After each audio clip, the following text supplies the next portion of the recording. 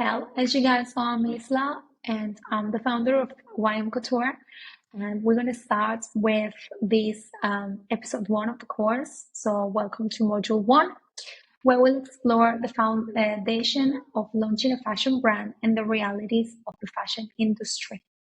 In this lesson, we'll dive into common misconceptions and what it really takes to turn your fashion dream into a business.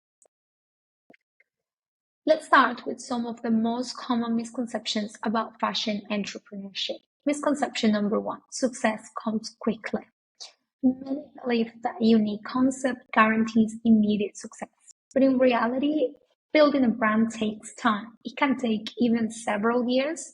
The fashion industry is very competitive. The trends are changing rapidly. So you need to be constantly innovating and adapting. And it's hard to do so when you are new in this business. Misconception number two, fashion is a get rich quick model.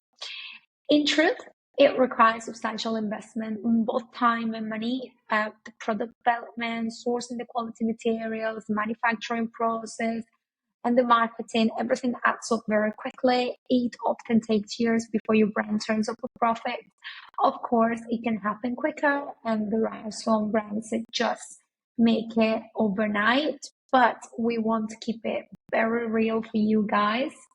And I believe you have to know how it actually can be. Even the most well-designed collections won't sell without strong marketing. It is not enough to have great designs. You need a strategy to build visibility and brand loyalty. I mean, we see this every day. You have people that brings us beautiful pieces, amazing. We designed them, we made them, but without marketing, they're just not gonna sell. And that's what people really need to understand. And although everybody on their new brands are like in a bubble that is just gonna go viral and be on the fashion weeks overnight, it can be, certainly, but it can also not be. So we have to be prepared for both options. Lastly, many believe that they need a large investment to launch a brand. And while initial capital can help, and indeed you will need some, many successful brands start small, focus on niche markets, and grow organically. Managing resources wisely is more important than overspending at the beginning. We also see this every day, and it does help that you find a company that has low MOQs, no MOQs, like ourselves as a company on the side, but you will still need to have your resources in place, take control, ask for help, just to make sure that you don't just run out of money from the beginning. Now, let's address some common fallacies. I can do all myself. I mean, I hear this every day. Or my brand will be profitable in the first year. I hear this every day too. And hey, sometimes that does happen. And they do turn up a very big profit. But how likely is that? Is not very likely. Managing every aspect of a brand without the right expertise often leads to burnout, and profitability typically takes a little longer than expected. So, what are the real steps to launching a brand? You'll ask me, because it sounds like I'm making it very negative. And of course, that's not the goal. I'm trying to keep it real, keep it positive, but very clear as well. So let's start. What do we need first? It all starts with the basics, an idea and a solid vision. First, you'll need to generate an idea. Identify your brand's unique selling points, target audience, and the type of product you want to create. Think about current trends, customer needs, and how your brand stands out from the rest. Next, you'll need to do some market research. It is very important.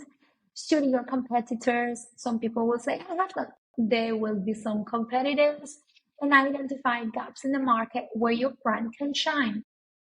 Once you have a clear idea, what do we recommend? What is the standard process? We recommend that you create a mood board to define your aesthetic, your color palette and theme.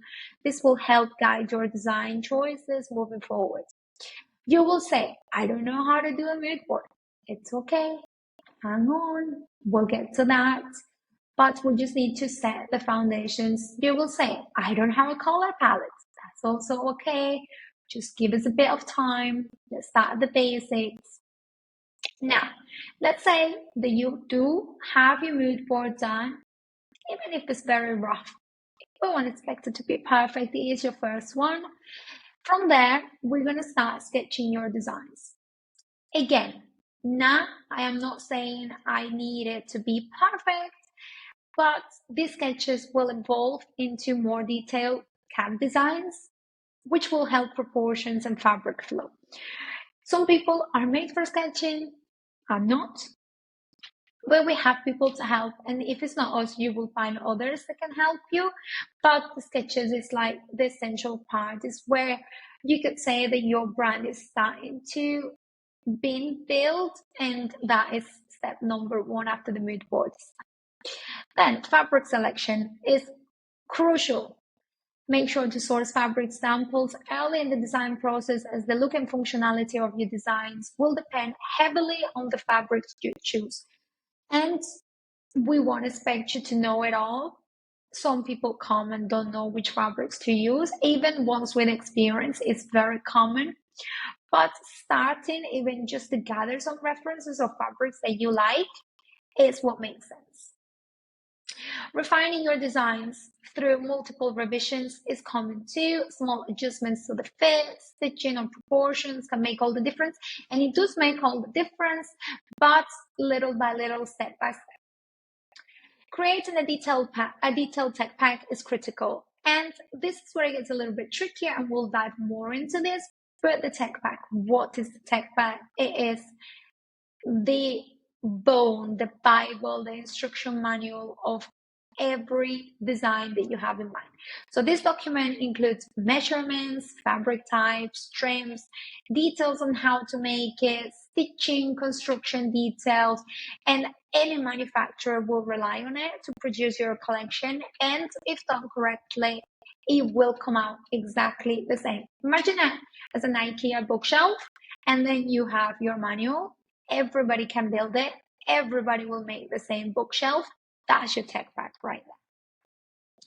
Once you've created a sample, be prepared for multiple rounds of revisions. It is not going to be done on the first one. We'll do another video about samples alone. It is not a one process that just turns out perfect every time. It can indeed happen. It doesn't tend to happen very often. Each sample is always an opportunity to perfect the fit and the construction details.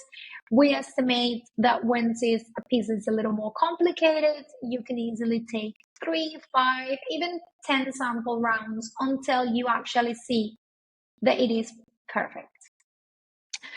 So after approving your final sample, you're ready for production. Of course, I'm jumping through the points very quickly here, but we will dive into every detail a little more. So you're ready for production. Depending on your budget, you can choose small batch or larger scale productions.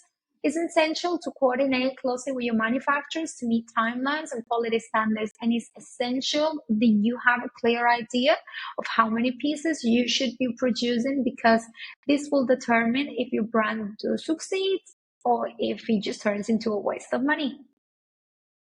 Quality control is the next key thing to talk about. It ensures consistency, it ensures durability. You can't skip this step. Do not skip this step. It could save you from costly returns later. Finally, remember that creating a fashion brand takes both time and financial investment. From concept development and market research to sampling, production, and marketing, it's a long journey, but the rewards are worth it.